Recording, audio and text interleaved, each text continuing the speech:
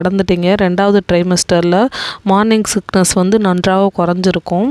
அதனால் ஃபஸ்ட்டு 3 மாதத்தில் ஸ்மெல்னாலையும் உணவு மீதான வெறுப்பும் நமக்கு வந்து கட்டுக்குள்ளே வந்துடும். நல்லா எல்லாத்தையுமே சாப்பிட ஆரம்பிப்பீங்க. இத்தனை வாரத்தில் இருந்த வீக்னஸ் குறைஞ்சி நல்லா எனர்ஜியாக ஃபீல் பண்ணுவீங்க. அதுபோல் 15வது வாரத்தில் தொடக்கத்தில் குழந்தை வேகமாக வளர்ந்து வரும்.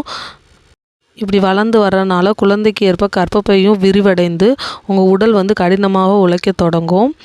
உங்களுக்கு மூச்சு விடுறதுல கொஞ்சம் கஷ்டம் இருக்கும். உங்களோட வெயிட்டும் அதிகரிக்க ஆரம்பிக்கும்.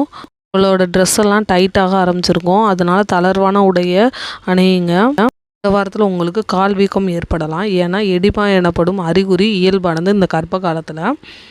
இது கையிலையும் கால்லையும் கூட வீக்கம் ஏற்படலாம்.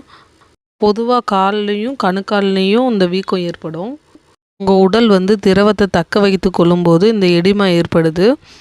கர்ப்பப்பையோட வெயிட் அதிகரிக்கிறதுனால நம்ம காலில் இருக்க தசைநார்கள்லாம் தளர்ந்துருது.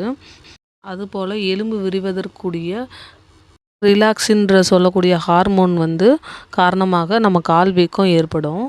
காலில் வீக்கம் இருந்துச்சுன்னா குளிர்ந்த நீரில் காலை கொஞ்சம் நேரம் வச்சுருங்க. அது மணிக்கு தூங்குறதுக்கு முன்னாடி 2 தலகாணி போட்டு காலை மேலே உயர்த்தி படுங்க.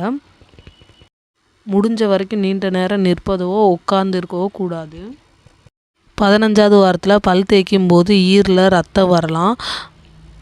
அது மணிக்கு ஒரு வித கூச்சம் இருக்கும். பல்லில் ஈறுகளில் வீக்கம் கூட ஏற்படும்.